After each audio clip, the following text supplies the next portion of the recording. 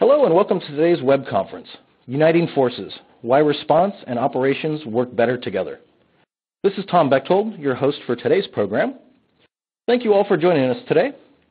Please feel free to ask questions of our presenters by typing into the Q&A box on the left side of the screen. We did receive a lot of questions during the registration process. We definitely want to thank everybody for sending those in. The group will try to get to as many questions as time will allow today. Today's slide deck, as well as a few other documents and links, are available for download in the resource list on the right side of the window or in the menu bar at the bottom of the screen. Secure Web Conferences do offer CPE credits, whether you watch the live or on-demand version. You can download your certificate of attendance from the yellow icon in the menu bar. You do need to watch a minimum of 75 minutes to qualify for the certificate. You should also receive an email later this afternoon acknowledging your attendance, which may be used for CPE credit in accordance with various certifying bodies. If you're on Twitter, we hope you'll join the conversation by using the hashtag SWWebCon. We'd like to thank our sponsor, Red Canary, for helping make today's web conference possible. Today we have the opportunity to hear from three industry experts: Katherine Britton, attorney and counselor; Greg Bronton, Enterprise IT Security, Risk and Compliance at Catholic Health Initiatives; and Keith McCammon, co-founder and Chief Security Officer at Red Canary.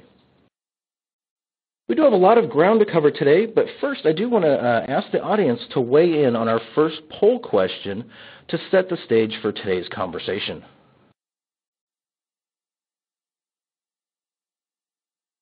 So our question is, how ready is your organization for a breach? So you have four different choices there: ready, somewhat ready, not sure, not ready at all. So while you guys are making your choices there, I'm going to go ahead and introduce Katherine.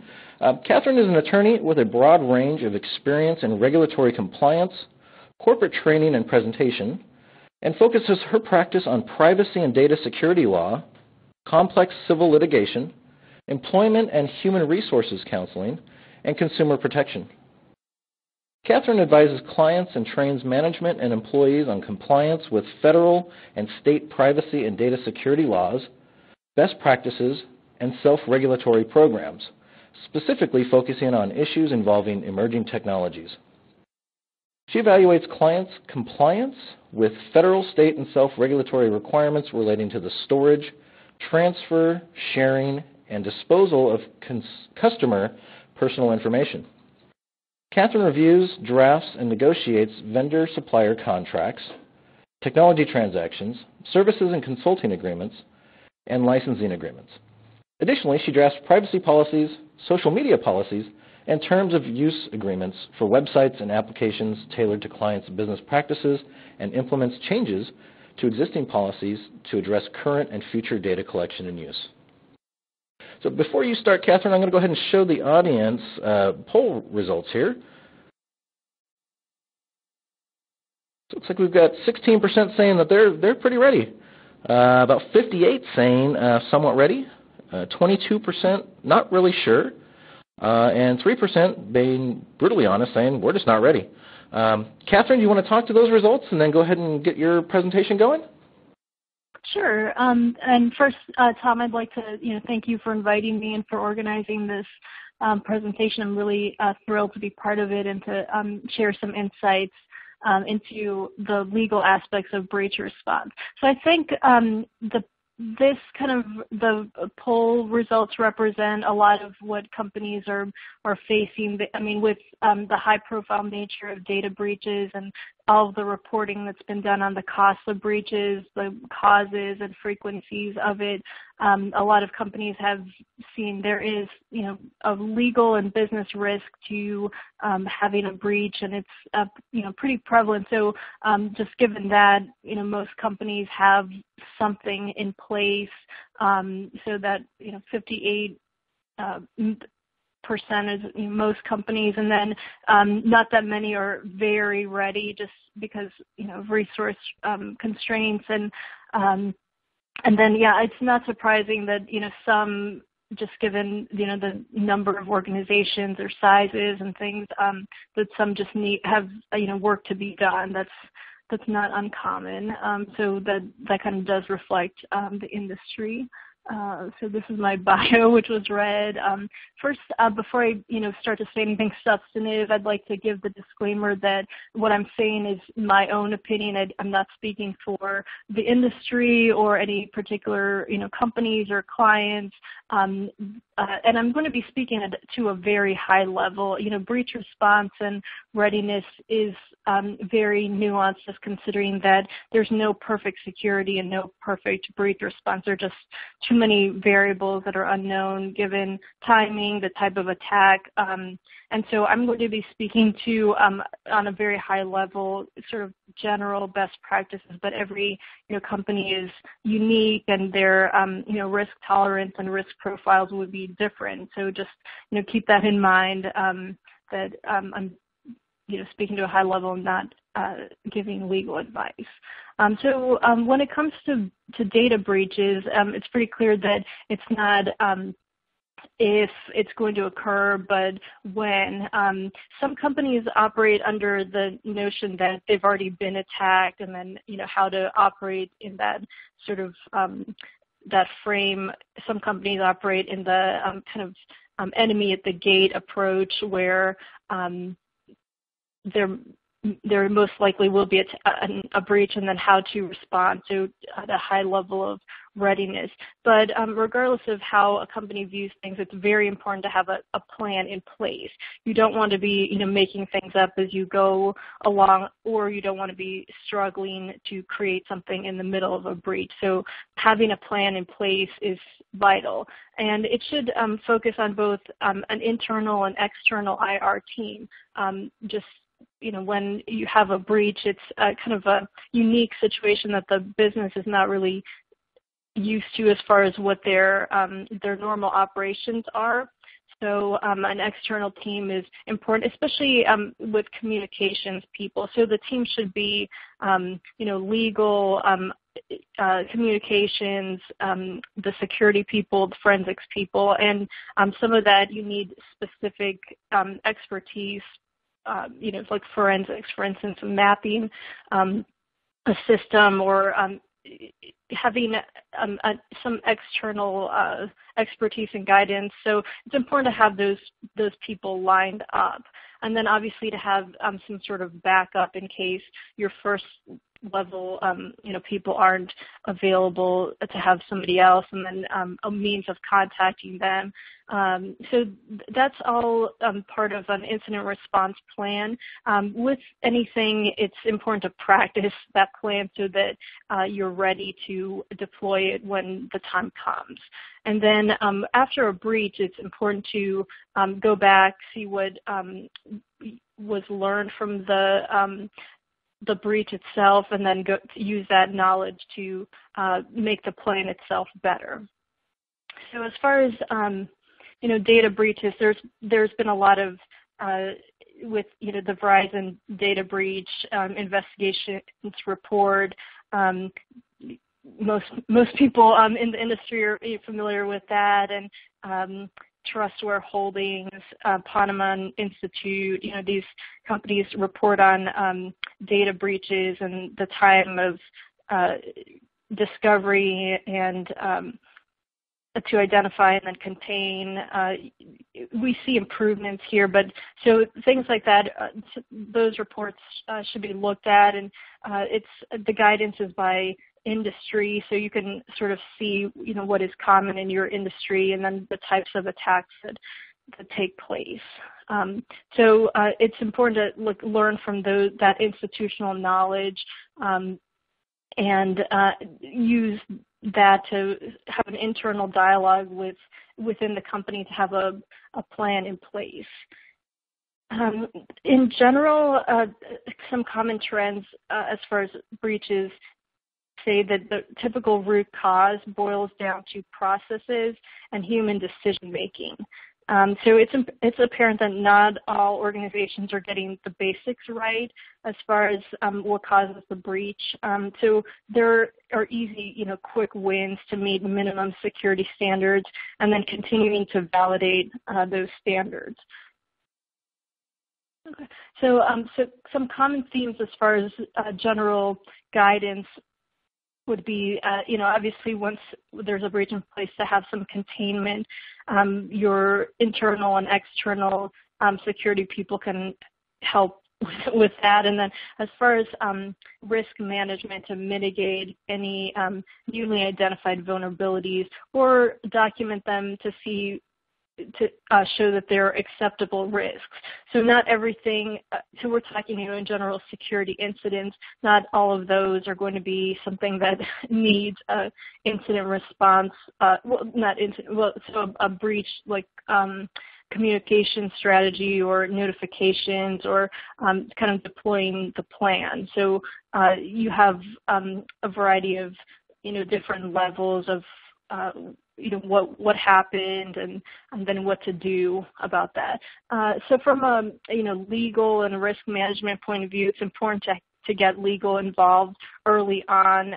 Obviously, with creating a response plan, that's something that you should work on with the legal team to have a plan in place, because a lot of the risk would be to reputational risk, but also legal risk, and that breaches trigger regulatory actions and some reporting requirements.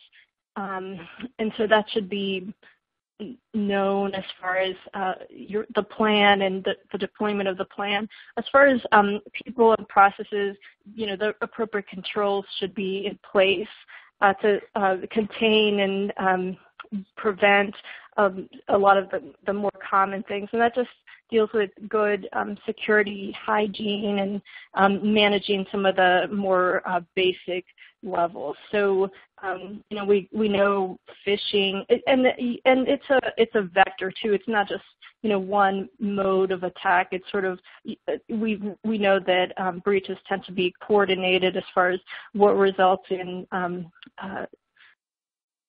getting into the system and then taking data or information out of the system. So the latter, if it's personally identifiable information, those sort of things are what would trigger a reportable breach. So we know that, for example, phishing is a common way to get in, and then quickly following that would be malware. So knowing that, having appropriate controls in place to prevent those sort of actions, would be recommended. So again, focusing on people and processes are the way to handle most of the incidents that we see. And so as far as people, the human resources in an organization can be the first line of defense in a breach as well. So there's, obviously the security aspect of putting in the appropriate technical controls, but it's also vital to train the staff and people, within the organization who are the people that would be seeing what phishing emails, for example.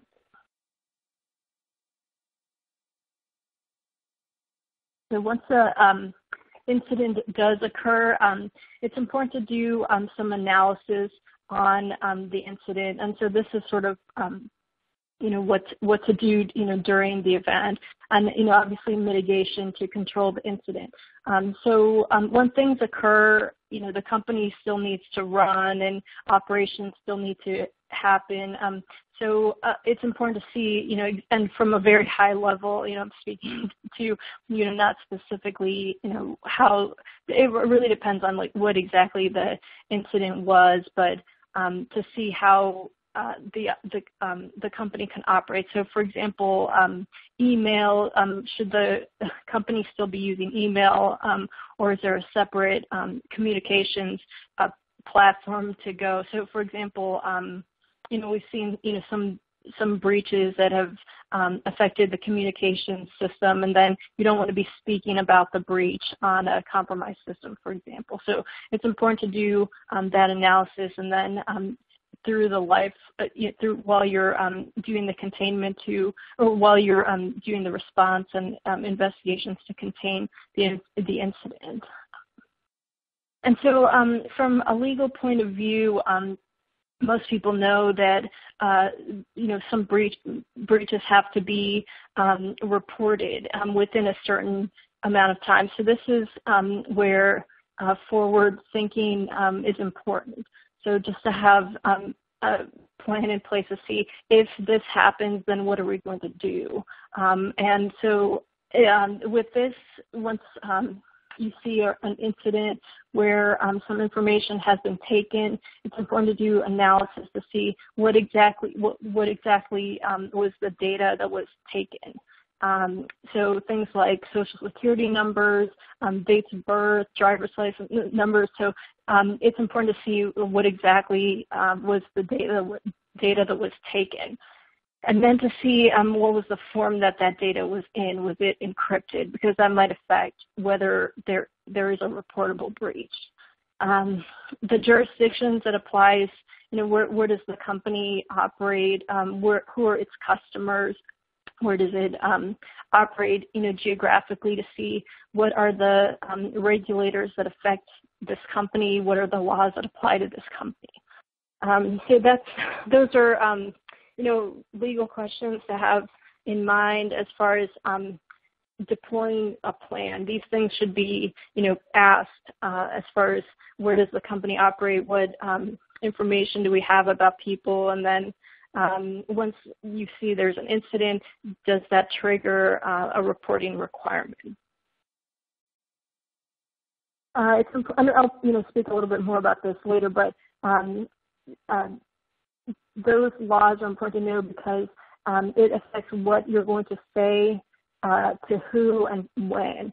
So the laws will, and the regulators will, that apply will, speak to this. Some have particular things that you can say and cannot say in your breach response, and that's different depending on the jurisdiction. And then who needs to be notified? These things can be the regulator, the customers, the media. The laws will say who has to be notified by the company. And then there's a timeline when the reporting has to be made. And those are different. So depending on the jurisdiction, it's not one, set timeline. It's important to have that in place and know when exactly the communications need to be made. So state-specific, they're jurisdiction specific as far as these things, who to report to, and what the time is, and what the message should be. So it's important to take proactive measures when actually making a saying meeting the legal requirements as far as the reporting that needs to take place.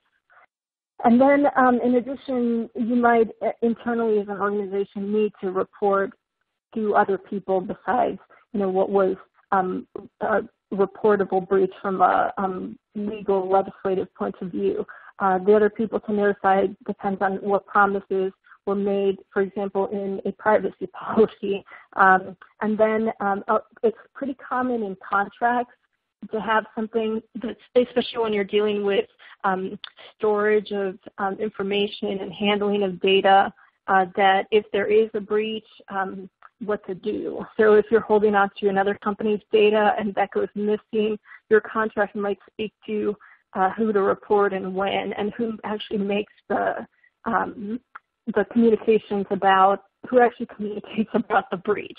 So that checking your contracts, if the breach is not of information held on behalf of another company, that's important to know. What does your contract say your notification requirement would be as far as what the contract is.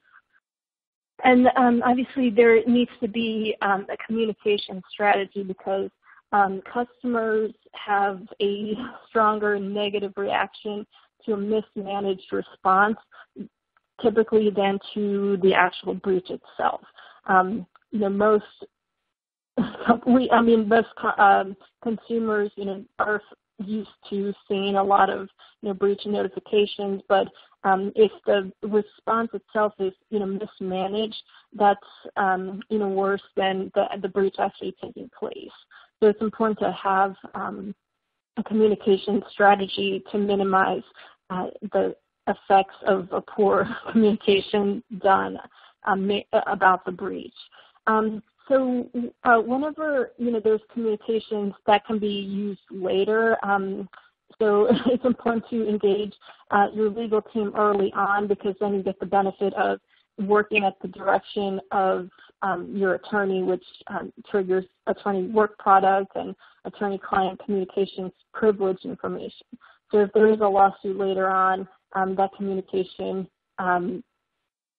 can be somewhat privileged. Obviously, anything public, there's no protection from that. So those things were said, and you don't want public statements later coming back as being inconsistent with, say, a plan or anything that is discoverable. The audience, when you're making communications, are obviously the regulators. They're going to be seeing, what has been said, and they may ask for details on the breach itself. The company may be, called in to testify before Congress about the breach. It's important to have a plan in place as far as what's going to be said there.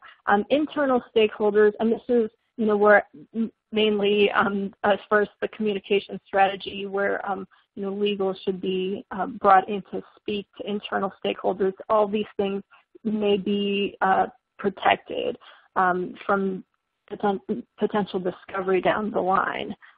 So the communications to internal stakeholders, it's important to have a strategy in place that lines up with your legal strategy.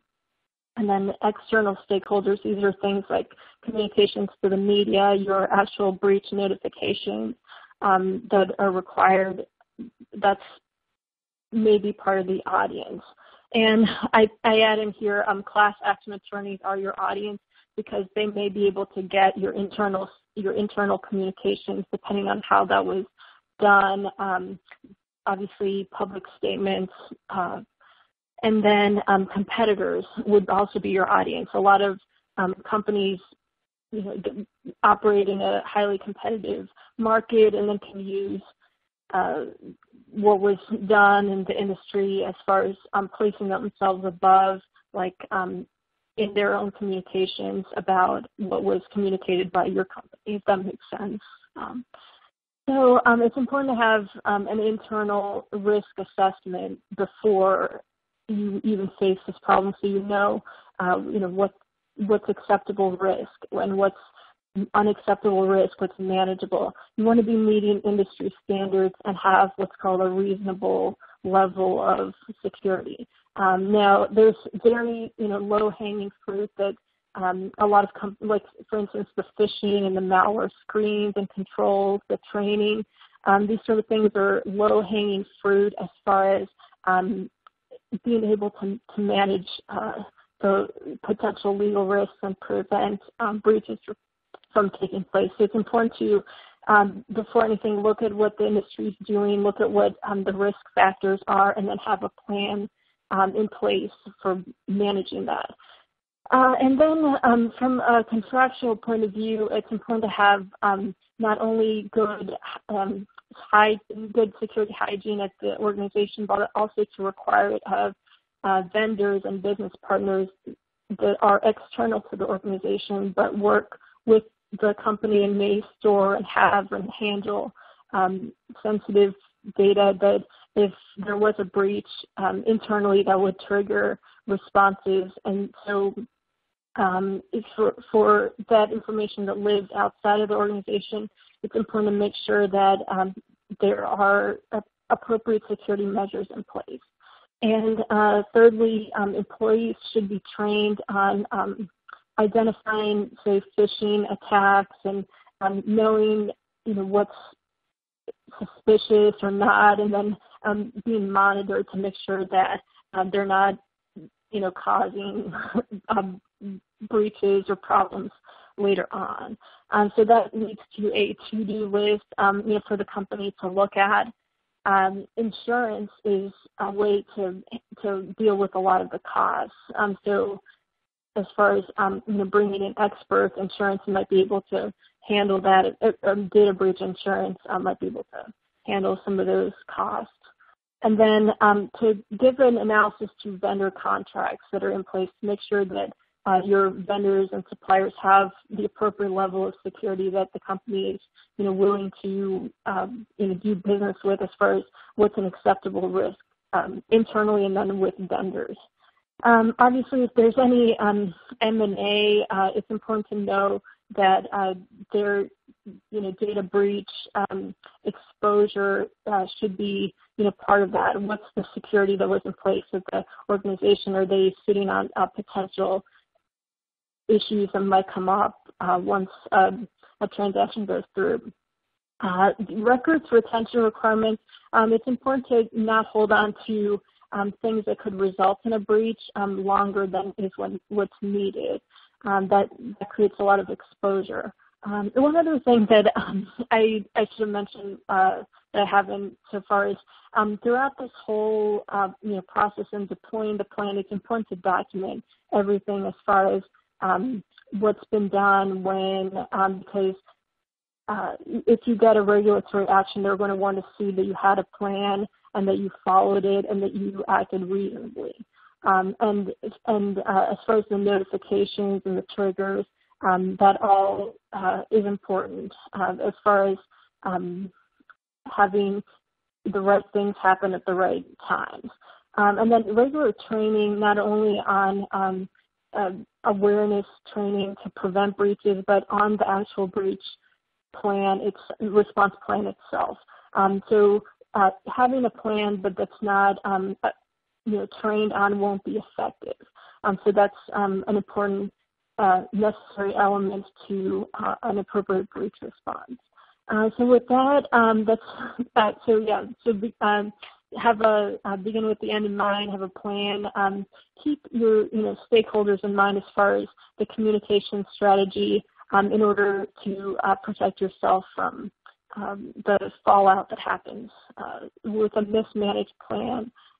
So that's I'm happy to take questions at the end, and feel free to reach out to me directly with any questions as well. Thanks for your attention. Thanks, Katherine. Do have a couple questions from the audience here. First one, how can I monitor compliance with my breach readiness program? So ideally, when things come up, it's going to be reported. So, for example, like a phishing email that comes in, an employee will see that, and instead of clicking on links, give the appropriate report so that a block can be made. And so, as far as monitoring compliance, that should be part of employee training and then supervision. And then as far as the controls that are already in place, just to make sure that they're working. And I think that, am I missing something? Question? No, I think you're right on. Okay. And one more, and then we'll go to Greg. What are the recommended best practices to follow while reviewing a suspected disclosure of regulated information? So that depends on the jurisdiction you're in. So a best practice to follow is going to be what's set out in the legislation, or what's been told by regulators as far as what they expect. So every state, instead of there are federal breach notifications for health information, HIPAA applies, and then Graham-Leach-Bliley Act for financial information. So those are the federal laws, and then every state has their own data breach notification laws, depending on if the company does business in that state, if there are consumers that are targeted in that state.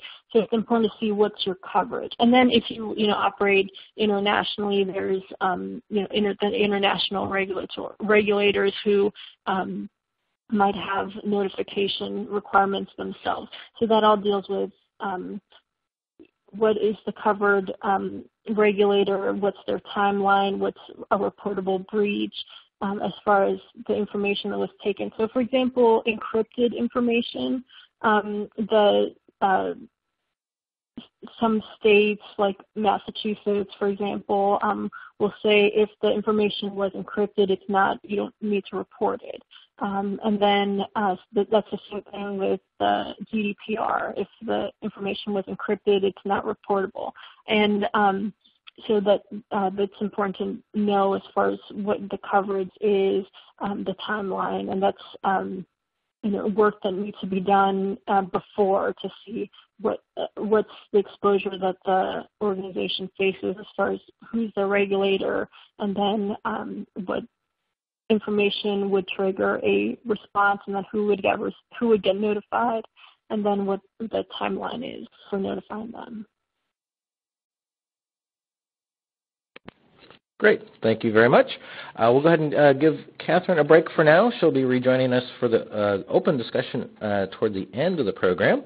At this point, I would like to introduce our second presenter, Greg Boronton. He is the National Director, Threat Management, Incident Response, and Forensics at Catholic Health Initiatives. Greg serves as I'm just reading his title again. In this role, he manages internal and external vulnerability assessments, pen test activities, and web application security assessments, leads the organization's CSIRT team, provides SCM, cyber hygiene governance, leveraging the CIS critical security controls, and supports all digital forensic and e-discovery needs for both internal and external legal teams. Greg has extensive civilian and military training and possesses both technical and management certifications in the information security discipline. Greg, please go ahead. All right. Thank you. Appreciate that, Tom. Can you guys hear me okay? Loud and clear, sir. All right. Awesome. I want to take just a moment to, again, thank Tom, Secure World, and Red Canary for putting and hosting this. Give us an opportunity to share some practices with the security community at large. It's always good to get on here and just share things, share what people are doing inside their organizations that are working, and hopefully in some small measure be able to help others in the community here improve their processes or capabilities within their own organization. Just a little bit about me. I spent 24 years in the military. Got a family that I love and have fun with. And security is a family affair in our household. You can see that picture with the little girl with the piece of paper. My daughter, who's 8, actually found some codes online that would allow you to potentially hack a vending machine. So when we were on vacation one time, I was happy to sponsor her in going around to a bunch of vending machines and seeing if we could get into any. So the results of that are confidential. Okay. There's a little bit about CHI, just to kind of give you a sense on where I come from. We're one of the about between the second and third largest healthcare company in the U.S. So if anybody's in healthcare, healthcare is a very can be a very legacy environment. You can have both modern platforms and a lot of legacy platforms. So it makes for an interesting dichotomy when trying to address security controls, configuration management, and even incident response. So I'm going to spend a few minutes on just kind of setting up the context, kind of sharing with you why storyboarding in an incident response context is just supernatural, and why it'll make your efforts and your coordination and orchestration of incident response just way more effective. I'm going to take you through one quick case study that we had here. It's basically one of the incidents that we ran here within our organization, just so I can apply it to an incident, so you can kind of just see how the flow works and get a visual to get a sense and a vibe on what it would look like if you were using the Storyboard methodology versus just kind of the traditional way that most of us run incident response calls and engagements today. So today my goal is to really give you a free framework. The tools I'm going to share with you, everybody on the call here has all the tools that I'm going to share with you today. You guys have them in your enterprise right now. And in a lot of cases, it might just take organizing yourselves around it. This is just one model that we use. It's not, the model that everybody uses. We find that it works pretty effective, and so I'm just going to share it with you guys. One of the things, this is an amazing report here that if you get a chance to go take a look at this Baker Hostetler Data Security Incident Response Report, this is, a tip of the hat to our previous presenter there, where coming from the legal side, this is actually a legal organization, a legal firm that put this response trend together. And one of the key things that I've got highlighted there is that one of their conclusions is the reality is that really we have to focus on the basics sometimes. We can't get too complex and get too tied up in developing lots of complexity and all this robust workings of our organization. Sometimes you just have to focus on the basics. And what I'm going to show you guys today is very basic and simple, but hopefully can help you to be better positioned to be compromise ready, because it's inevitable that we'll have some incident, maybe not necessarily a compromise, but you'll always have some incident you'll need to work, and hopefully this can help you in some small measure to organize yourselves. The security trend is, with litigation is high right now, especially on the healthcare side. So again, just more support for having a good structure and framework in place. This is our framework that we use within our organization today. It's broken down from top to bottom, people, process, and technology. This is based on the NIST standard that we use, kind of the traditional triage and analysis, containment, eradication, recovery, and then root cause analysis, and then feed that into your steady state.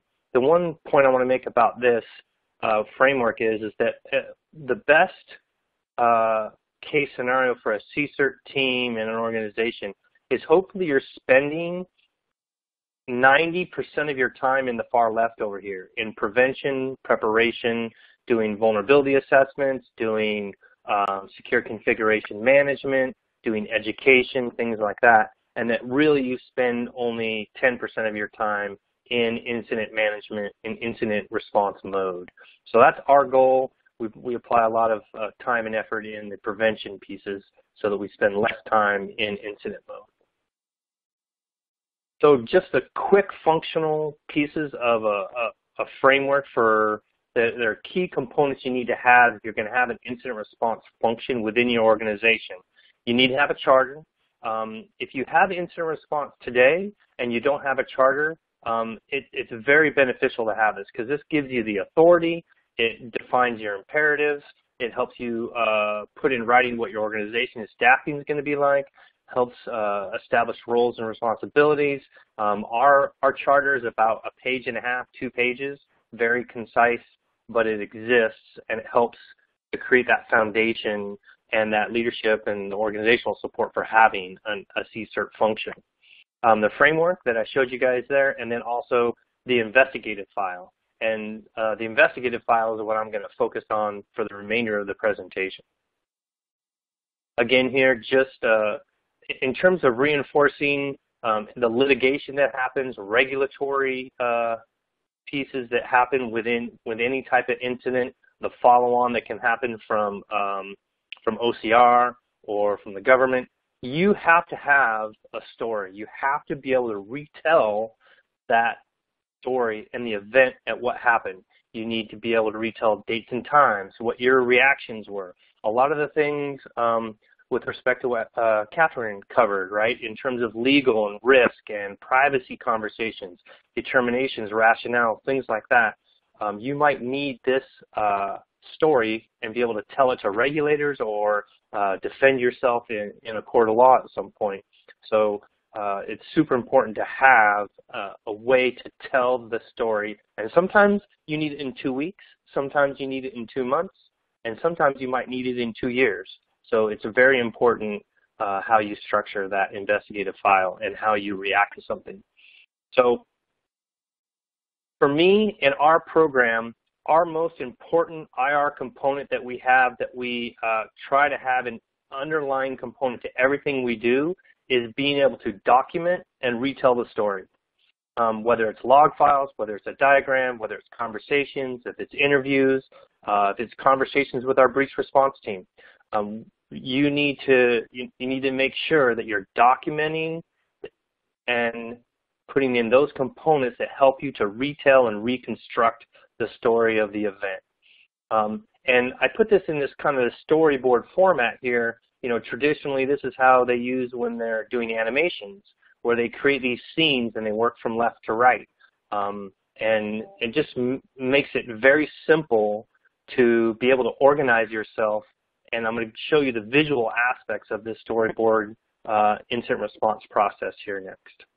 All right, so the things I mentioned to you earlier that you already have in your organization, that you can use this model already without spending any more money.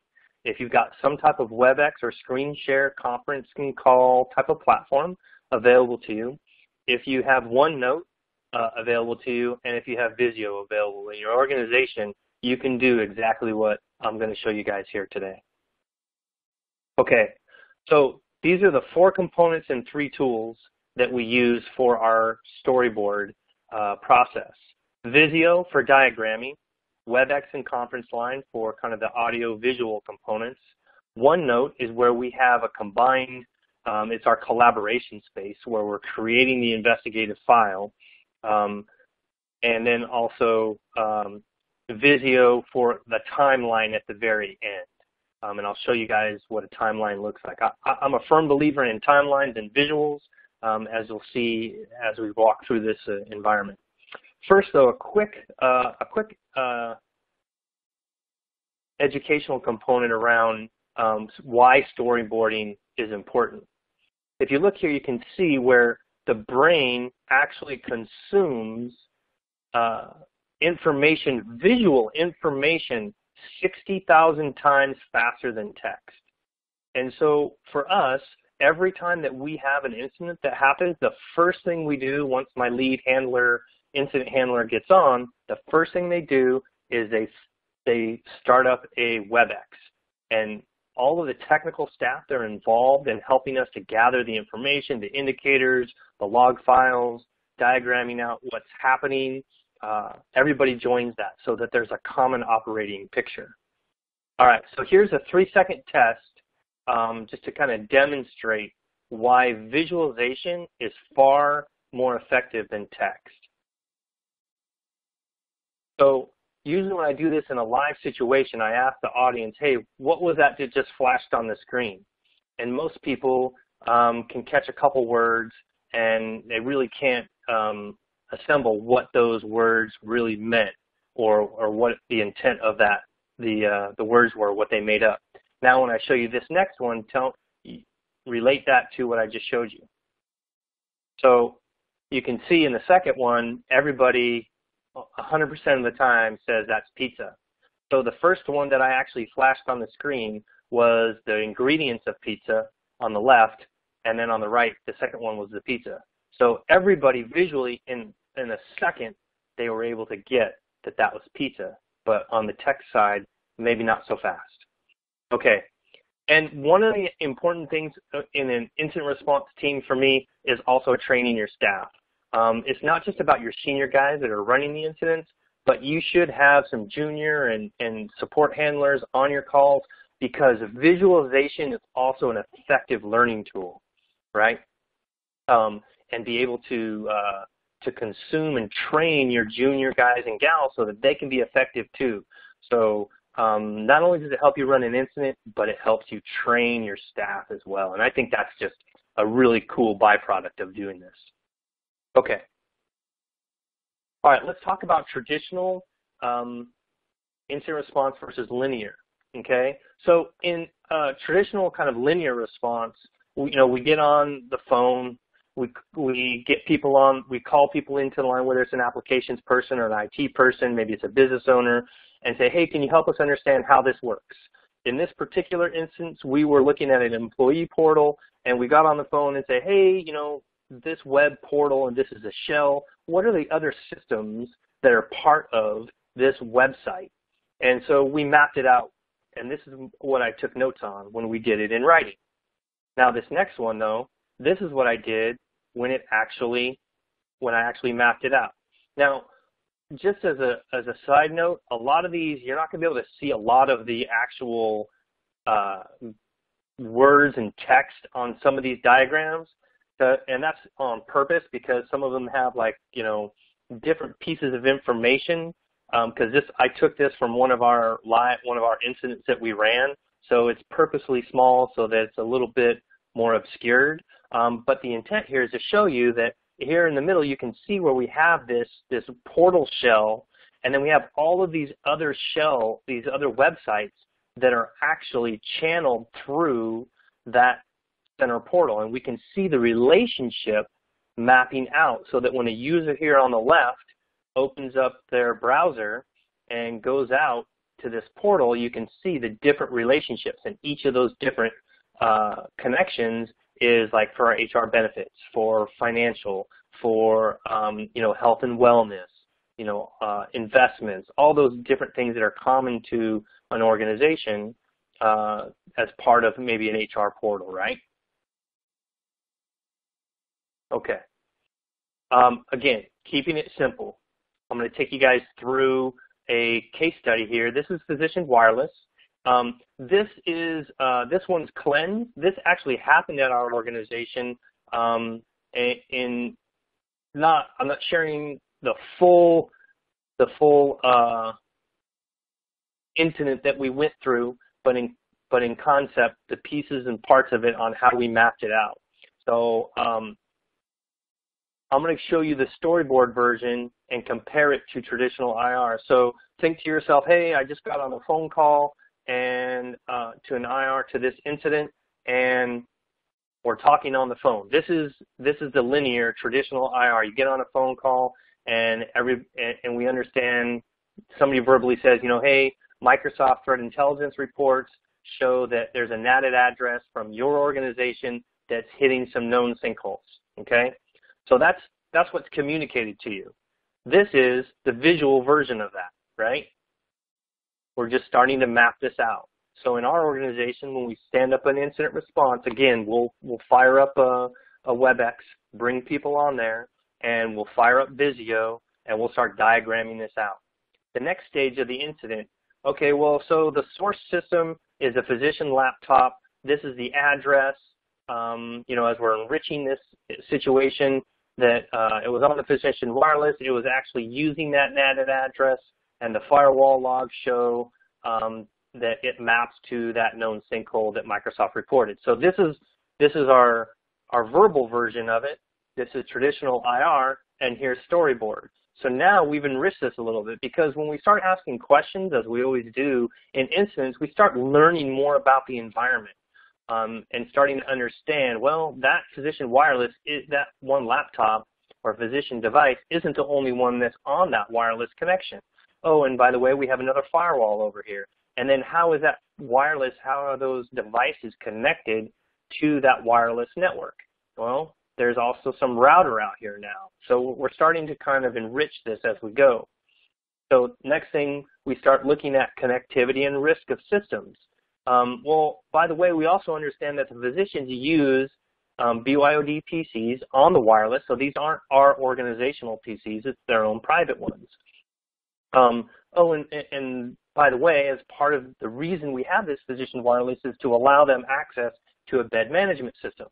And also doctors, connect back to their private clinic using RDP remote desktop protocol to access patient records on their own clinic electronic medical record system. And we start asking questions about, well, the ACLs on the router are not locked down. There's any connections. And so we verbally, hopefully you guys can envision in your past experience where verbally you guys have talked about this on an incident response call with maybe 8, 10, 12 people. And you're just talking. There's no visuals behind it. But again, here now we start to map this out even further, right? We now have a situation where we're mapping out the router configs, the ACLs, we're putting in the bed management system, and as we start to enrich this diagram, we start asking questions. Okay, well, what's the operating system of bed management system? Oh, it's running Windows 2000. Wow, that's not good, right? So there's some risk, and you just start to shape this diagram and see what it looks like, and everybody is actually engaged. So again, you enrich more, you talk more about what's going out, flushing out the other sources of data and logs and artifacts and other indicators that are part of the incident. And instead of just talking about them, again, I just encourage everybody to diagram them out.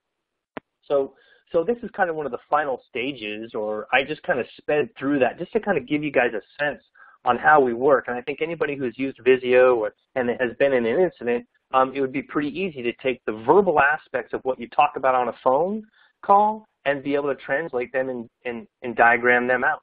And that way you have eyes on the actual diagram, IP addresses, host names, people are contributing information, they can correct you if you're drawing it wrong so that you know that it's accurate. And so this particular diagram here, I've layered in some geography now. You can see where we've got here St. Joe's Hospital in this location. Then you've got 3100 Main Street, and then you've got this other Darby location here where I've layered in the geography. I've also layered in certain follow-up pieces, things that are red. I know that I need to do some disk forensics, or maybe I need to do some memory forensics, or there's some log files that I still need to go get. But there's other green ones on here where, hey, we've covered down on those logs, we have that information, and you can help kind of organize and orchestrate your response and the assignments that you've made to people. Okay, how am I doing on time, Tom? How much time left do I have? I just want to make sure I'm respecting the time limits here. You've got about 5-6 minutes. Okay, great. So this is a diagram of a timeline. This, again, just Visio. And everything that you saw on the diagram, we took that and we actually put the key indicators or the key events that happened in that incident, and we put them on a Visio diagram. And this, again, we store this away as part of our investigative file. And anybody can do that in Visio. It's super easy to do timeline. Okay, so I've showed you guys kind of the WebEx side of it, how we come together on a phone, and we do it visually. Now I'm going to show you the collaboration space, and we just do this in OneNote. It's nothing more than, it's just shared on a shared drive, and we give access to my team and other teams of people to contribute and be able to have that common view. This is our investigative file. This is the executive summary. It has 5 components, just the executive summary. This is what I send to my boss. So as part of an incident, when we're running an incident and some of my team have gotten on the call, maybe it's been going on for an hour and a half or 2 hours, they're completing this summary piece inside of OneNote. Again, just right here, you can see, I went back to the OneNote here, the root of this is going to be this document, and they just fill this out. And so I can quickly come in here, cut and paste, and send it to my boss in about 30 seconds to a minute after I've read through it and just kind of consumed it. I can relay what's going on. I've got the total impact to users and systems. We've also got continued risk and continued or residual risk to systems and data. And for healthcare, this is very healthcare-centric because we're focused on whether or not data, especially EPHI, has been viewed, accessed, or acquired. That's one of the key things that our legal team asks, our privacy team asks, risk asks. So we have that as part of our criteria here. We've got ongoing tasks that we're doing through the actual incident. And then we've also got here a root cause section here at the bottom, right? All right. So this is a completed version of that framework that I just showed you. This is the template, and then this is a version of that incident, the physician's wireless that I just kind of ran you guys through. This is an actual filled out version of our template. You've got the executive summary, what the total impact user and systems were, risk and system, residual risk, etc. And this is a living document. We edit it and change it as we go through the incident. And then we'll finalize this at the end. This is the bottom section. We have what we call remediation or response and recovery action items. We call them RAIs because these are things that we're going to assign out to people. When we're in the actual incident call and we're working through it, we will actually assign a technical owner to go do something and tell them exactly what we need them to do, when we need it done, the time to complete it, and what the order and merit list, what we refer to as OML. It's a military term, but you know, what's the priority, one or two? You know, what do you need to get done in what order? And then we track the status here. So if we need to tell somebody, hey, you need to go get fire logs, and we need it inside of 3 hours, we'll put it on here in the data sign, and then we'll follow up. So that we'll use this same template when we break off of the conference call and say, okay, hey, let's meet back in 4 hours and see where we're at. We'll just come back to this document and go through all the action items that we've assigned and fill in what's happened. Okay. This is summary and root cause. This is, you know, everybody's probably has their certain versions of root cause analysis. For us, we try to put the root cause. We try to identify if there were any things that we fixed during the incident, because sometimes, you know, if there's a loose hole on the firewall and you have to close that as part of containment, and you're not going to open it up again because it was just an oversight, it should have never been open, then we'll document that we closed it in the call. But we will also put in here post-incident recommendations as well in terms of what needs to happen long-term. Short-term are the things that happened inside the incident, and then just long-term things to go back and circle back to a control or another layer that wasn't configured correctly. This is just an example of our full template filled out, and this is our incident report. So what I showed you in the OneNote around the executive summary, the chain of events, the total impact, residual risk, that's what this is right here. All we do is we cut and paste, put it into a Word document, and then we store it and send that off to, we store it, and then we'll also share that with the breach response team. So we're not actually rewriting anything, right? So it makes it more effective. All right, I need to close down my time here. Again, this is just showing the OneNote here where, you know, in this collaboration space is where we're putting our diagrams and we're putting all of our information related to the incident so that I have at the end of this, I have an investigative file from all the meetings that we had and the huddles that we had with either leadership or technical, to log files, to screenshots, to hours and times that were spent by certain people on the incident. Here I'm showing you just the technical business owners' phone numbers and contact information. We include this. It's a template that we use. This is the storyboard piece that I showed you guys already. We do it in Visio. You can also do it, you know, ad hoc inside of OneNote as well. It's pretty easy to do. Hours and time. I think everybody should measure or have a mechanism to measure how much time they're investing in their incidents, because there is time and material. You're pulling people away from other activities. You have downtime. For us, we have doctors that can't work. We have users that can't work sometimes. We're pulling in outside counsel. That all costs money. Every time you're engaging somebody in an incident, what we try to do here is just very simply, this is just a basic spreadsheet that's embedded in OneNote, and you can just double click on it and fill it out. And we have it mostly templated. So you just go in here, change the names, and change the number of hours so that you can capture a cost associated with your incident. So we have a dollar figure that we attach to every incident that we run. Okay? So that's the story. You know, keeping it simple, just kind of a visual WebEx type of platform with a conference and voice capability using Visio. to diagram and create that common operating picture so that when everybody joins the call, everybody's kind of looking and working from the same visual. People aren't working off of their own independent notes. It kind of brings that synergy and accuracy to the process. And then, OneNote, that is our investigative file.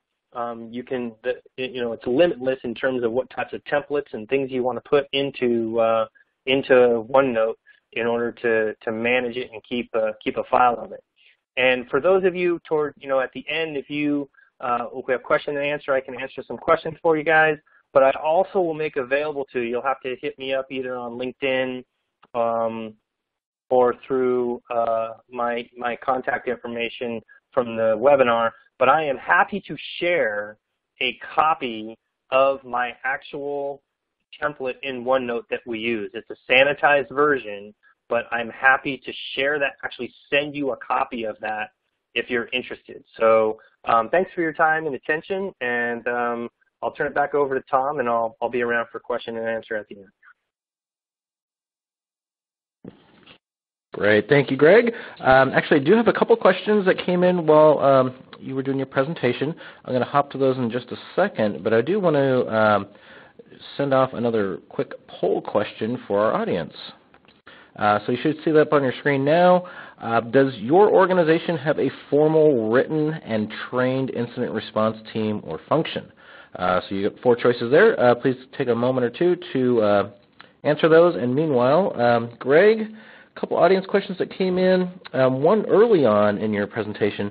How do you balance the need for speed and containment, step 4, with triage, step 2, and analysis in step 3? Sometimes slow, careful, and thorough is fine, but sometimes it isn't quick enough. Could you comment on that? Yeah, sure. In terms of the process that we use here in terms of our visuals, one of the things that's important to establish in your charter is your authority. And within that authority for our charter, when we're in cyber incident response mode, my team, only during that mode, we have full authority to make decisions. So as an example, in this situation with the physician's wireless, when we actually came across that, from beginning to when we actually contained it was about 10 minutes. Because when we identified that there was an issue on the physician's wireless, we actually had the authority to shut that router down. So that router, if we go back to the diagram, there's a router that allowed connectivity from the physician's wireless into the bed management system. We actually had authority, and inside of 10 minutes, we had that connection shut down. So I think that every incident is different. Sometimes you have to let things develop because you can't react right away and contain something. Because if you contain something too quickly, then you let, situation dependent, you let the bad guys know that you're there. So I think it's situational dependent, but in terms of being able to work fast and with accuracy, having that diagram and knowing exactly how things looked, we were able to make a decision inside of 10 minutes. So it's a balance of having the authority, having the right people on the call and leading the call, and of course identifying where your containment points are, and then making those decisions and working through impact and things like that. Great, thank you, sir. One more before we show the results and move on to Keith. And this one, there's actually several people that asked a variation of this question. But Greg, what would be your suggestion for companies or organizations that are limited with the human resources aspects of things? So I'm going to assume that that's around having the people power, or having the IR staff with the right skill set. I think that that's probably one of the most important and sometimes trickiest components of incident response. If you're an organization that has incidents that you need to respond to, you have to make that case with your leadership in terms of having the right resource and skill set. Sometimes it can be a combination of, hey, I'm going to have 2 or 3 people on staff that I know I can keep them busy and I can justify their salary and compensation and skill set based on the risks every day that we have, because I need to be able to handle a certain amount of volume in-house. If you're a smaller organization and it doesn't happen as frequently, then there is the potential to have a retainer service. Within CHI, we actually have a retainer service with company. We actually use Verizon, and so we have an agreed upon contract with Verizon that we can bring in their expertise based on the incident that we're facing. Staffing an incident response team is always very, very, you have to kind of navigate that delicately based on the company size. But I am a firm believer that you should have at least those 1 or 2 highly proficient people. Now, you don't have to have like reverse malware analysts on your team and have them on staff.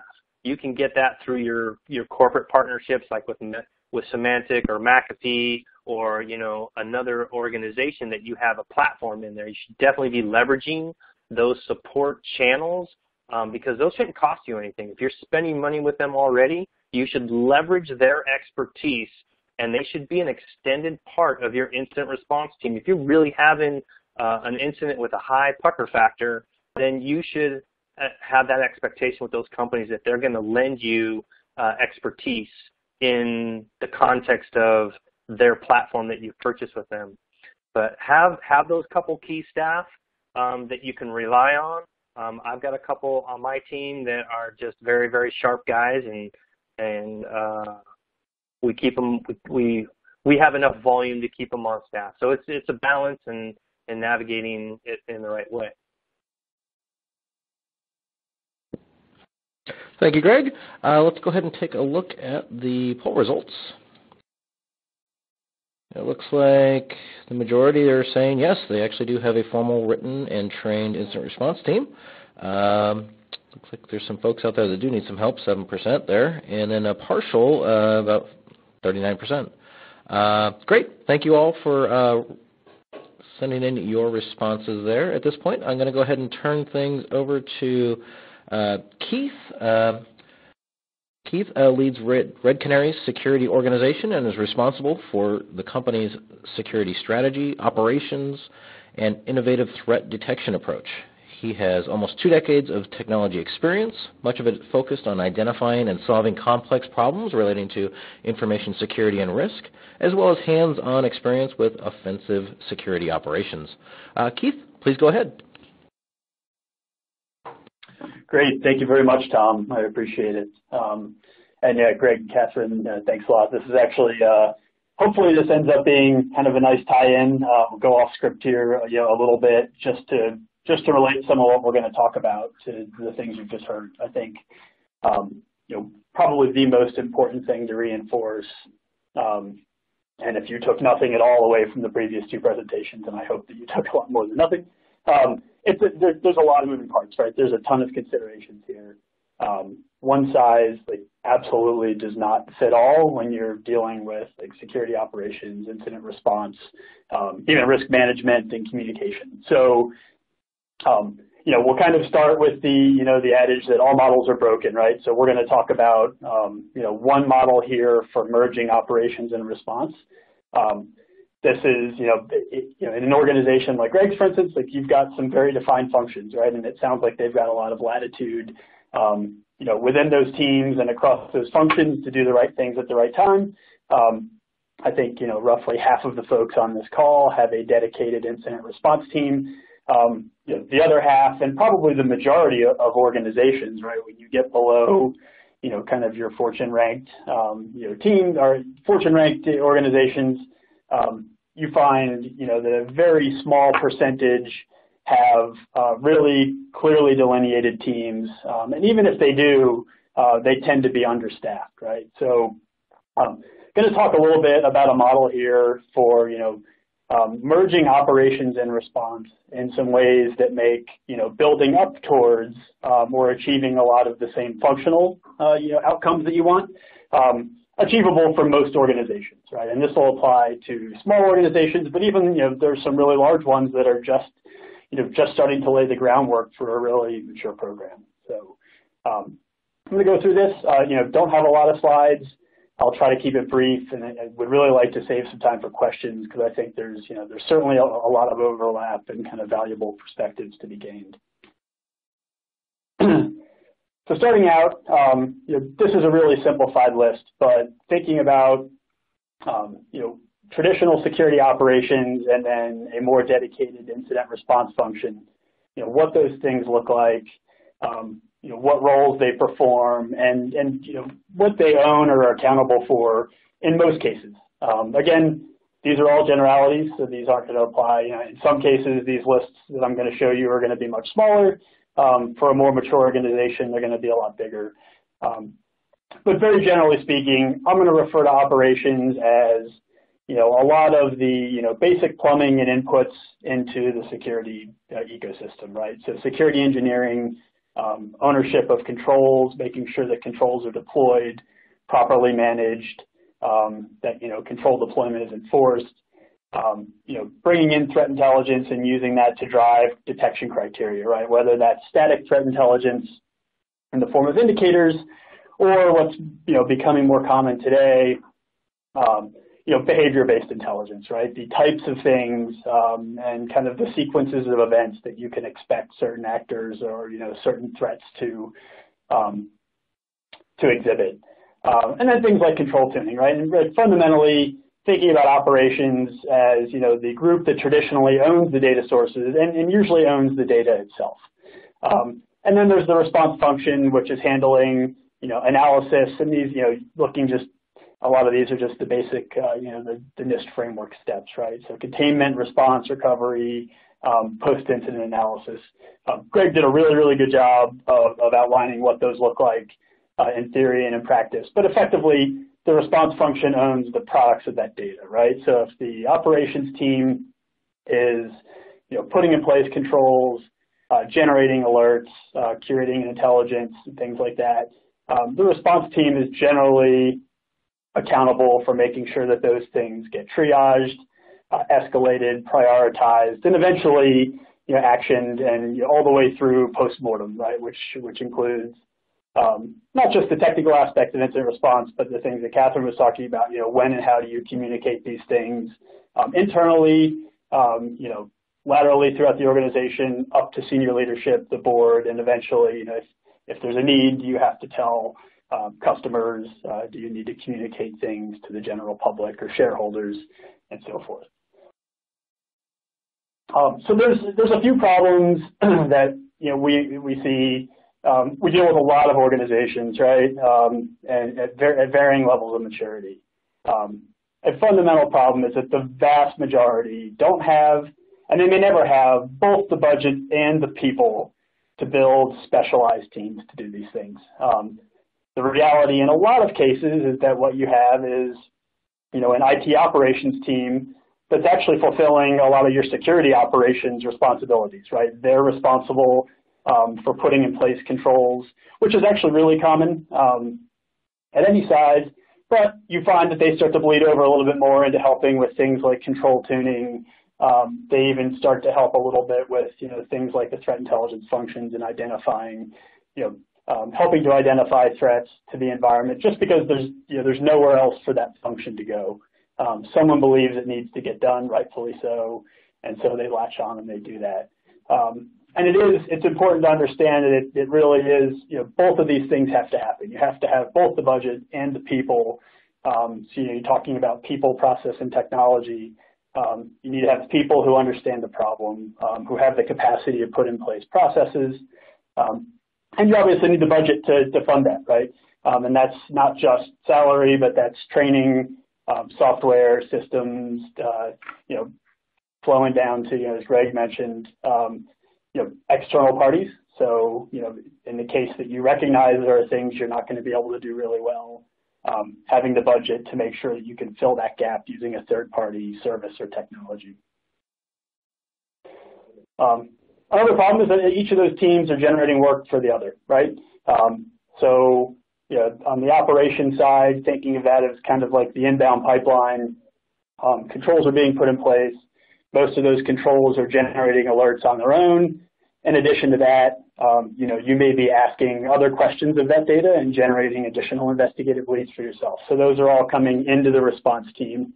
The response team, in turn, is dealing with those and is inevitably going to have feedback to help improve the control side or even the intelligence or detection criteria, right? So if you put in place, if you have a new working theory about some data that's indicative of a threat, the response team is inevitably going to figure out that 60% of the time they're getting false positives that that have certain specific attributes, right? And you'd like to keep those from the pipeline proactively. You don't want to blind yourself to future threats, but you don't want to look at the same thing over and over and over again. And so that's that feedback loop going back into the operations side. When you think about and even like relating this a little bit to kind of IR storyboarding, right? When Greg was talking through just the simple act of going through an incident response, identifying something that needs to be blocked, and being able to block that at the right time and in the right places. That's also another form of work, right? It's not just feedback in the sense of tuning, but there's some very operational work that needs to take place, or operational coordination between these teams. And it's critically important that that be as seamless as possible. Directly along those lines, like feedback loops can get stovepiped within those teams. It's really easy. It's really easy, particularly on the analysis side, right, to just get mired in inbound event rate. You're laser focused on getting through the events that are they're handed to you, and you kind of don't have an opportunity to take a step back and sometimes see the bigger picture, look at things at a macro level, have the opportunity to look at data using different tools or in different ways, and identify those places where you might be able to keep a lot of that toil or churn out of your inbound queue. And this one is really fundamental and kind of core to a lot of what I'll talk about, which is that it's very easy to do too much, right? And everyone's trying to do too much for the right reasons. If you've got a 2 or a 3 person shop, and that 3 person shop, let's say it's 3 people, they're responsible for implementing controls, identifying detection criteria, taking in threat intelligence from partners, OSINT and ISAC, what have you, operationalizing all of that, and then still going through and doing analysis and response. It's really easy to make the big list of things that a high-functioning security organization needs to do, and to feel like you need to be doing all of those. And the reality is that that's just, a lot of times it's simply not the case, right? Much better off doing a few things, focusing on the fundamentals and doing those really well, and then expanding out very deliberately and thoughtfully. So what we're talking about, because the point of the talk and kind of the theme is merging operations and response for a few very specific reasons. And this one is, it's probably the most important of all, thinking back about the questions that we're just answering before I started. It presents a more attainable staffing model, right? And this applies whether, you've got a new program or an existing program, whether you're dealing with, finding people to begin with or retaining the good people that you have. This model has worked really well for us. It's worked really well for a number of the organizations that we partner with and provide service to for a bunch of reasons, right? There's incentive alignment for starters, meaning that, there is, if you think about, information security and risk management inside of an organization, it's a system, right? It's a big end-to-end system. You can break that down into a bunch of subsystems, but for most organizations' purposes, it's a system.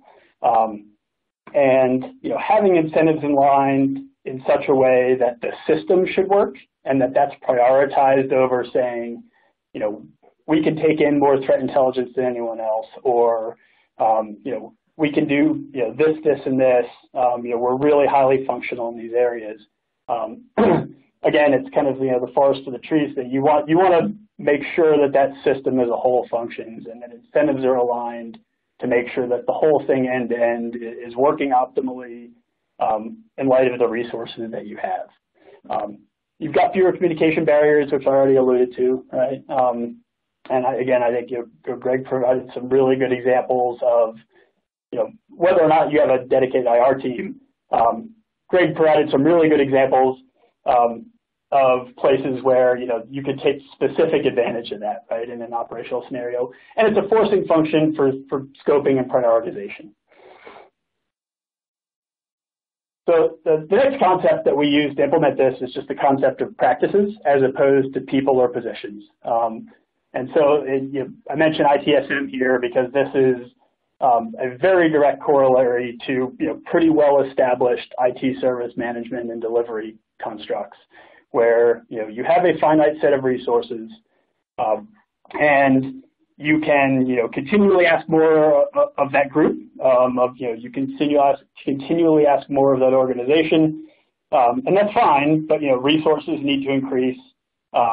Something you're doing today needs to be dialed back or taken off, or things one or more of the things that you're doing today need to be optimized to make room effectively, right? And so breaking things down into this concept of practices and realizing that the things that the team needs to do should always be thought about as functions of the team or the system, and not as functions of a role, right? All of these things, I refer to them as atomic practices. If you look at a really high-functioning security organization, there's a whole bunch of things that they need to do. There's a whole bunch of practices that they need to engage in. Those do not need to map to people or positions or even teams necessarily. Thinking at a really low level and upfront about how these things are scoped kind of guides how you build your team, how you define things, and the expectations that you set for employees and for management. This is just a kind of a more consolidated list of practices, right? Adding a little bit to the summary lists I provided earlier, right? So just looking across a consolidated list of things that most security operations and/or incident response teams are engaged in will look something like this. And if you can get into, if you can think about these in terms of practices, prioritize those things, understand what resources you have. So who do you have? What tools do you have? What processes do you already have, and which ones are attainable for your organization?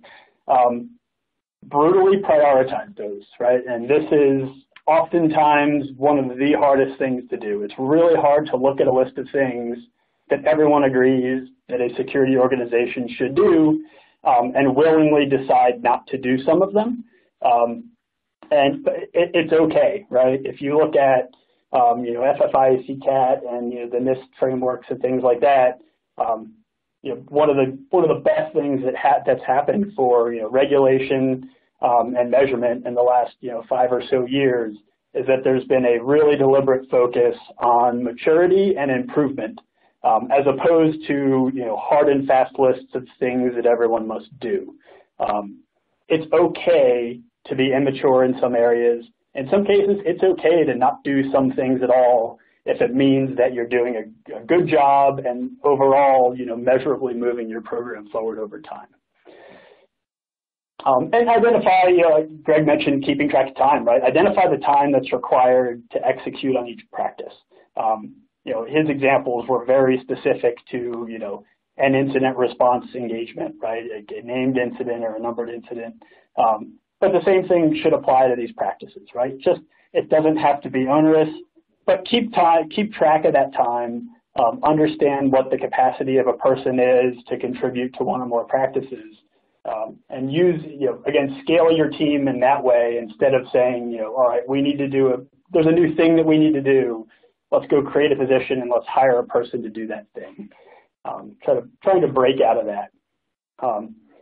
Some of the advantages here are pretty straightforward, right? From a staffing standpoint, it makes it easier to hire skilled technicians and analysts with an interest in growth. A real struggle. Been building teams in a number of areas for a number of years, and one of the hardest things is making sure that folks have a career path, and not just a paper career path, to make more money or get a better title, move ahead in the organization, but to grow their skills in a way that actually aligns with what they want and kind of their intellectual desires and curiosities, right? That this makes it very easy, again, to set an expectation going in that the team has a set of practices that they're going to execute on, and that everyone's expected to contribute to those, in ways that they can and in line with priorities, right? And also from a workflow standpoint, and this really applies in particular to things like a SOC, allows you to deliberately intersperse repetitive tasks like event analysis, which may not be exciting all of the time, but are critically important, and intersperse those with creative tasks like going back and being able to step outside of the SIM or the workflow system, look at your data in a different way. Again, I talked about incentive alignment earlier. So improving outcomes and effectiveness, really taking ownership over problems or improvements. Getting rid of that I'm going to throw this over the fence kind of operating model, and allowing folks to see a problem, work with the team to the degree they need to fix that problem, put that fix in place, own it, and rinse and repeat. And lastly, that feedback and knowledge transfer will happen a lot more naturally, right? Everyone has a little bit more exposure to everyone else's work. You don't have to create, process for the sake of process in a lot of places, just because the team's very naturally going to have a fluid communication tempo, and doing the right amount of the right things, right? We've kind of beat this to death now, but security operations can feel like an all-encompassing thing. Staffing for that type of model is really difficult in a number of ways, and going back to the specialization and how you perform in each area and whether you're constantly improving, you're much better off starting with a small number of people, that clear sense of priorities, things that you need to do and ways that the team needs to function. Measure that, constantly revisit that. All right, so you can add on new functions as you go, but making sure that you're that as a team, like you're all keeping one another in check. And this includes leadership, making sure that, you don't just continually take on more work in the form of services that you need to provide, and functions that you need to fulfill. And really thinking about doing every one of those things meaningfully and doing them well, and then moving on to the next thing when you're ready. That's it. So I wanted to be quick and leave some time for questions. I know we're closing in. I appreciate everyone attending, and again, thank you, Tom, for hosting, and Katherine and Greg for great presentations. With that, I'll turn it over for questions. Great, thank you, Keith. I do have another poll question real quick for the audience, and then I do have a couple specific questions for you, Keith, before we open up for open or general discussion. So let me pop over here. So this one's a little longer, something to think about, I guess. In the case of a lawsuit against your organization from a past cyber event, perhaps 12 to 18 months ago, would your organization have an investigative file with all the administrative and technical details actions taken during the event?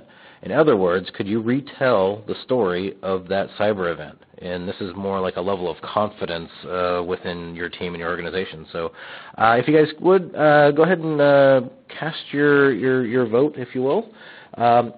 Keith, first question for you. This one, it's very similar to one of the ones I'd asked Greg, but this one's a little bit more specific.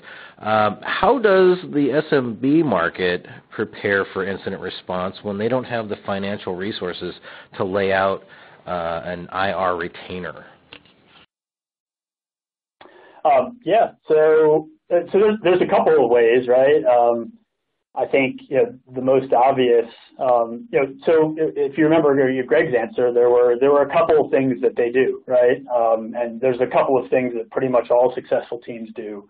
IR retainers kind of being, I think, on the, think of that as like being a little bit farther to the right of the spectrum in terms of cost and, and capability. I mean, the most obvious thing that folks do is, identify what your model program looks like. Think through those functions that you need to perform. So take the function of just event analysis, right? This is the one that is, traditionally offloaded in a variety of ways. Years ago it was offloaded in the form of MSSPs, and now is being, lower levels and more specialized, analysis is being offloaded by the MDR market and others. But identify those things that you need to do. Some of those things are things that have to be done in-house, right? Things like control deployment and endpoint configuration. Those are high friction activities. They're usually inherent to an organization. They're probably already partly owned by an IT operations team or some other function, or can be. And so the easiest thing to do is just make that list, and you can find a lot of really good reference lists in in the NIST frameworks and otherwise. And start by being very realistic about the things that you can't do, and go find identify how you would like that to work in an ideal environment, and go find a partner or provider who can do it for you. I think that's particularly in the SMB market, in the same sense that this is all like a risk transference exercise, right? And so if you can transfer the risk and or some of the burden of doing some or all of that analysis to someone else, then that's absolutely the right answer, right? And it's not a build versus buy thing, which is the way that a lot of folks tend to frame it in their mind. Think of it as like buy while you build, right? You can either make a decision that you're never going to do it. More likely, you can make a decision that you'd like some help with it. You'd like to outsource it up front as you improve your in-house capability, and maybe you start to pull some of that back. Great. Thank you, Keith. Let's go ahead and hop over to the poll results here. Pretty even for most of these, anywhere from 18 to 22%, so kind of all over the place there. Keith, any comments? I mean, are these results somewhat surprising to you at all, or what do you think? I mean, not terribly surprising. I think fortunately, so the unfortunate reality is a lot of times if you haven't found it, in 12 to 18 months, you're probably not going to find it. So it's I'm laughing but not laughing. That's a reality in most cases, right? So the organizations that do identify those, or that have them handed to them by a third party, are probably the ones that are more likely to be in the fairly confident or high confident segment. I don't know. It'd be interesting to get Greg's thoughts on that. Obviously, he's really close to a kind of high functioning and tempo of performing IR, but also dealing with a lot of the disclosures and regulatory things that come along with it in healthcare.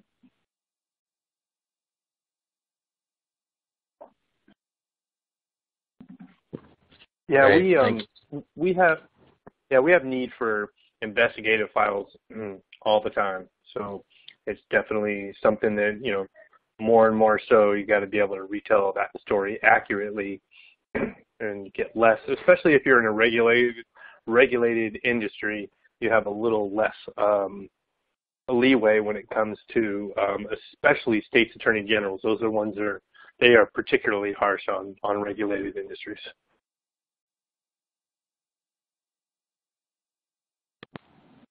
Great, thank you. Let's move over to some group discussion here. Katherine, you're going to be up first on this question. This one, what is one of the most common deficiencies that you have found in companies' incident response plans? I'd say not training on deploying the plan, and then there are going to be deficiencies. I mean, there's no perfect plan, just because there are a variety of threats that could take place, and it's a matter of being as prepared as you can, considering the industry, what the risks are to your particular organization, the history of incidents that have occurred within the organization, and making sure that they don't repeat themselves, and then working within industry groups to make sure that you share knowledge and expertise. You learned from the mistakes that other companies have made, and kind of filling in the gaps as far as the best you can, and then just being prepared for the unknowns. Having the team in place, having backups in case your perfect plan doesn't deploy as expected. There are going to be particular people that won't be available, so you need backups. There are going to be particular aspects of the plan that just wouldn't have functioned in reality as you would have liked with it, practiced, when you practice the plan and when you have made the plan. So there's, always the need for on scenarios when things don't go perfectly. Okay, Greg, what do you think?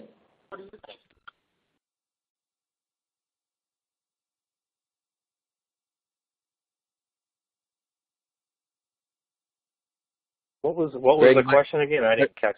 Oh, yeah, no worries. What is one of the most common deficiencies that you've run across with companies with their incident response plan? I think the most common for me is the having a team and function that people know who to go to when something happens, and that team, they don't have to be highly proficient and be like super seasoned, but it's what I find sometimes is people don't really know who is the authority of, hey, if something happens in this organization, who's the guy or gal that I'm going to call that's going to own that and step up and take control and manage the incident. Great. And Keith, what are your thoughts?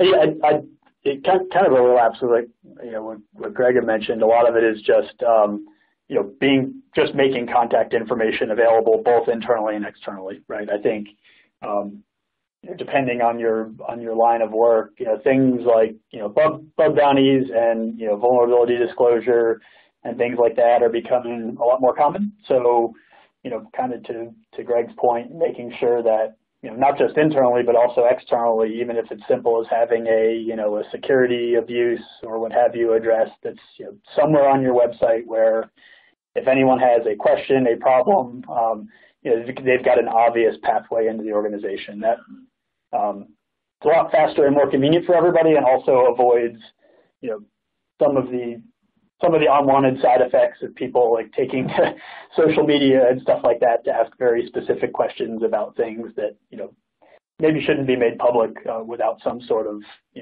coordination. Thank you all. Just a quick note for the audience. Anybody that's trying to get a hold of Greg so that you can get his template, go ahead and just submit that through the Q&A box, and then I'll send those directly to Greg, and he can send off those the template for those interested. So going back to the questions here, let's see here. Question. We'll start with Keith on this one. What training or education do you recommend for the rank and file staff so that they recognize the signs of an attack and report to the internal response team? Oh, wow. Yes, there's a few of them. I think for starters, really basic awareness training, right? There are plenty of providers out there that do a really good job of doing simulated exercises, both for the rank and file employee, but also for security teams, right? And so you can kind of lump this all together, under the umbrella of, penetration testing or, offensive assessments. For employees, just, the overwhelming majority of threats are going to materialize in one of a couple ways, right? They're going to be, lured to, a website that's hosting something malicious, but much more commonly than that, and or as, a vector to that, it's going to come in through email, right? That is overwhelmingly common, and, there's some debate as to the efficacy of doing, a lot of phishing training and things like that, but some amount of that just to make sure that awareness is reinforced goes a really long way. Like if people if they learn nothing else and spend a second or two hovering over a link before they click it, soon that's going to pay long-term dividends. So on the rank and file side, that's probably one of the most common things that you can do. Beyond that, it really depends on the bandwidth of the organization to generate training material that's compelling and that means something to people. And Greg was talking about telling stories, right? That's by far the most effective way to do it. I'm willing to bet that if you send a postmortem email about an actual incident to the company as a story, you're going to get a much higher click and retention rate than you are if you're just sending a monthly awareness newsletter with a list of 30 things that you should be terrified of. So in general, that mix of kind of applied training, but also storytelling, so people understand, the real world impacts and how these things, actually look as opposed to, theory is super helpful.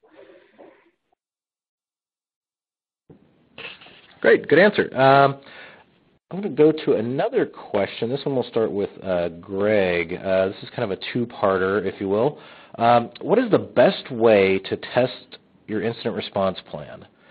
And how do you convince executives or HR or other departments that it's important to be involved in this testing of the plan, or do you just leave those people out? That's a great question. Because we actually just got done doing exactly what you're referring to. So what we did is we did it over 2 years, and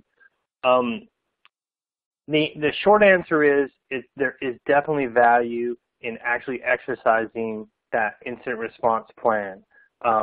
We do it at a microscopic level, 3 or 4 times a month, because we have ransomware events or other things like that when data becomes at risk of being viewed, accessed, or acquired, that's where we have to kind of insert ourselves to make sure that we cover down on that specifically.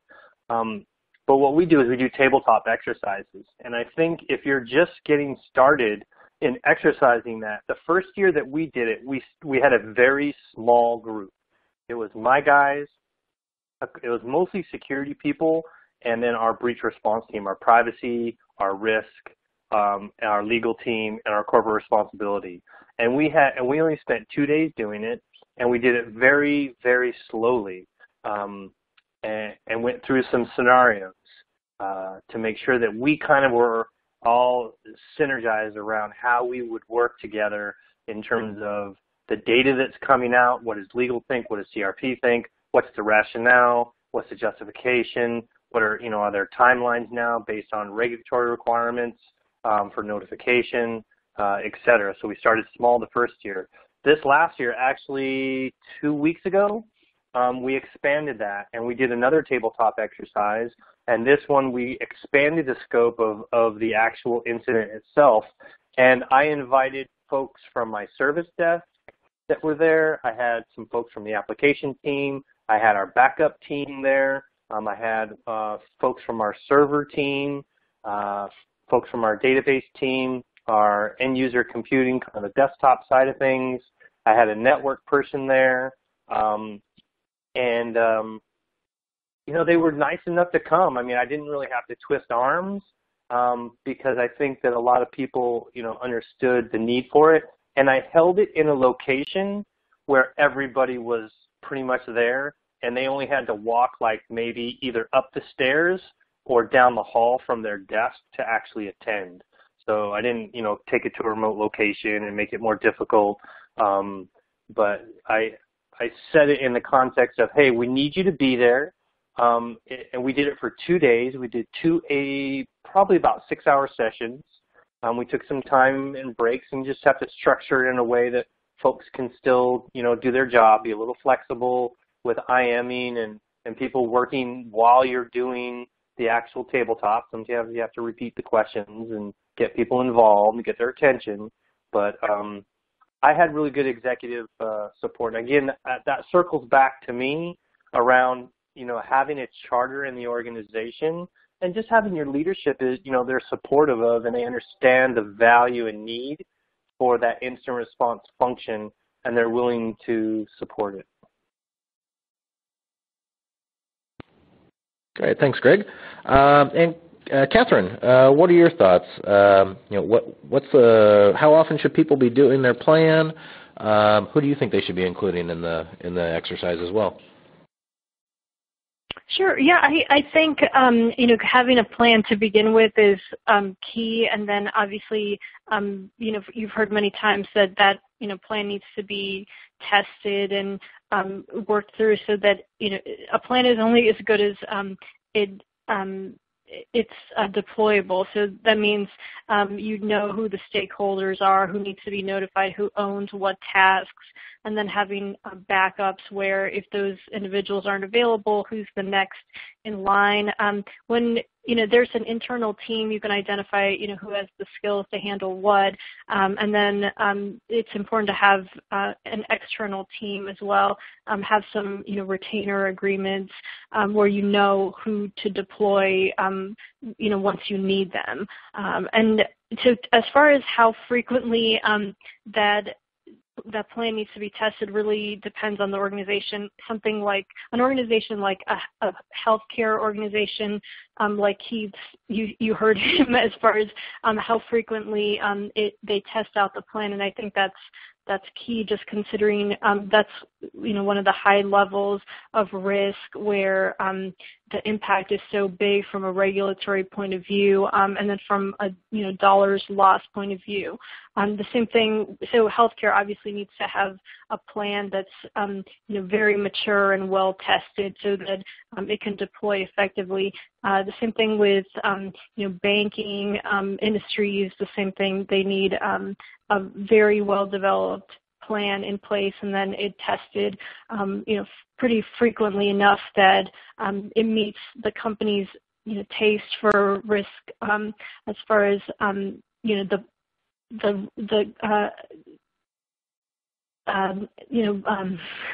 so how often they're going to actually need that plan would be much more prevalent than a smaller organization. But every organization, really, nobody is immune from cyber attacks. And then if you're having large amounts of data stored, that's something to think about, kind of reducing that amount and thinking about the risk to the organization, and then having a way to manage that.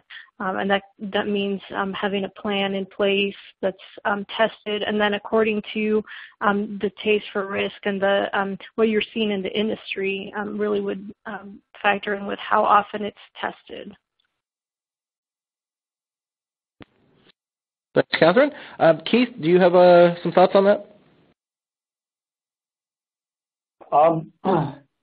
No, I mean, I think it's, and I think Katherine and Greg did a good job of covering most of it. I think one of the really high level things that we're big on and always advise customers of is just to make sure that those engagements, kind of to both of their points in different ways, are scoped, right? In the sense that you're not doing a really advanced test in an organization where you don't have the personnel or the process or just kind of the overall systems maturity to action the results of that test. And that's probably this is more of a what not to include than a what to include, but making sure that you do a really good job of vetting providers, get references, and spend as much time as you can talking to different providers of things like tabletop exercises or different types of engagements, and make sure that those things are, the scoping for those is clear, that they understand the limitations of the organization, that they understand, really basic things like, are you trying to test technical controls, or are you trying to exercise process, right? So, tabletop exercises are, very specifically geared towards exercising an existing process. They're a terrible way to come up with a process. And similarly, like the high, really high functioning technical assessments are only really worthwhile if you've got a high functioning team and controls on the other side. Otherwise, it's red team always wins kind of will hold true, and you're not going to get a lot of the benefit of it on the tail end. Thank you, Keith. I'm going to start with you again, Keith, for this final question. Do you think it is important to have a playbook for a lot of different scenarios, such as ransomware, malware, data breach, etc., or should you just have one that's more kind of generic or fluid catch-all? Yeah, I mean, I'd be really interested to get Katherine and Greg's thoughts on this too, if there's time. But if it were me, I would highly prioritize documentation of communication plans and data storage and retention. If you're to the point where you want to start outsourcing or expanding the team or pushing responsibility out to more of the organization, then at that point doing like really detailed playbooks is probably worthwhile. But most folks probably don't fail executing on a response playbook. Most folks probably fail at communicating, documenting, and making sure that they that they have what they need to share internally or externally what they found. Okay, and Greg, what do you think? Should they have multiple playbooks, or just kind of keep it more fluid and generic? I think for us, we have an incident response plan that is just a high-level framework that we've written. That's for our auditors, right? Because nobody really pulls out an IR plan in the middle of an incident and says, "Okay, let me start going down this IR plan." It doesn't work like that. My opinion, you should have a common workflow. For us, we have just like a swim lane document that just says, hey, this is really kind of operationally when an incident comes in or we identify something we need to respond to.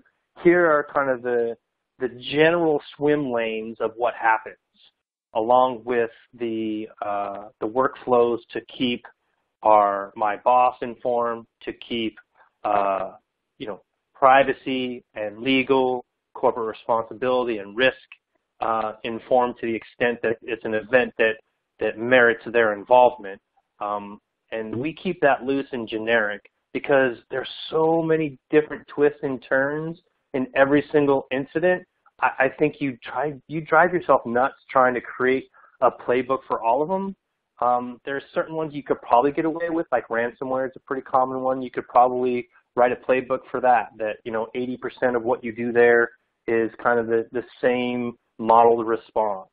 But when it comes to just, incidents that happen from, something on your external perimeter to maybe an insider threat, it's really just depends. So I don't think there's a lot of value in creating specific playbooks, but if you have a framework that allows you to pivot in any direction based on how you're enriching the incident as you go, I think that's the best model to have. Thank you, Greg.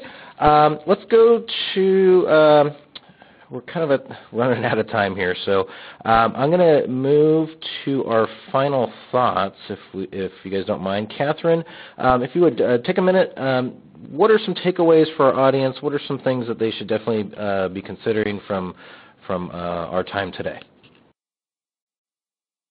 Sure. So as far as to manage the legal risks, it's important to have a plan to know what are the most common risks that face the industry as far as your particular company, what particular challenges are coming up, being involved with groups and industry knowledge and sharing, being involved with seeing what's facing the industry, organizations of your size, and seeing what the risks are that are out there, what the particular organization's tastes are for those risks, and from a compliance point of view, having a in-depth analysis of what regulators you're going to be facing, what jurisdictions you're in, and what sort of where your customers are, and then seeing what are the requirements that would face your organization if there were to be a risk, and having a plan in place so that you can meet those requirements. And then to Greg's point about having a plan and a flexible framework, within that plan it's important to have the people identified who own various aspects of the plan, and then having a very clear communication strategy, having legal involved early on to take advantage of some of the protections that they might be able to provide. And then after creating a plan to test that out and continuing to learn from it, this is constantly something. This is something that will be constantly evolving. So it's important to be as prepared as you can, but also to be flexible. Thank you so much, Keith. How about you? What are your final thoughts or takeaways for our audience? I think, in light of all these, all the talks and a lot of what we're discussing, just, making sure that everyone really, make sure that you have a plan, whether it's communications, whether it's, planning to hire and staff and train a team, make a plan, be deliberate about it, understand your priorities really, really well, and the priorities of your organization, right? If you it's much easier to take a very holistic approach to planning and get a lot of input at that stage, and then prioritize what you're going to do, how you're going to do it, and with whom, than to try to just assume that you're going to do everything all at once, and risk doing some things poorly or maybe some important things not at all. Thank you. And Greg, your final thoughts.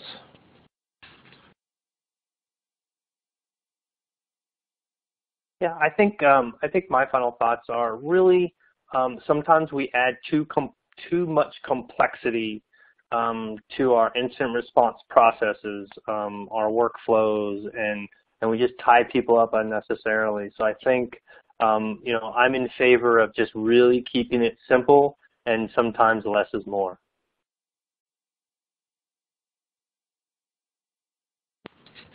Great. Thank you very much. This does conclude our time today. We definitely want to thank everybody involved, certainly Katherine, Greg, and Keith for lending their time and expertise to our web conference program. Certainly our sponsor, Red Canary, for helping make today's content possible. And definitely want to thank our audience for taking the time to be part of this and submitting their questions and thoughts, and hopefully getting some good actionable items out of today's broadcast. If you do have any questions at all, feel free to send me an email, or if you want to get involved in the web conference program as a potential speaker, send me an email, tom@secureworldexpo.com.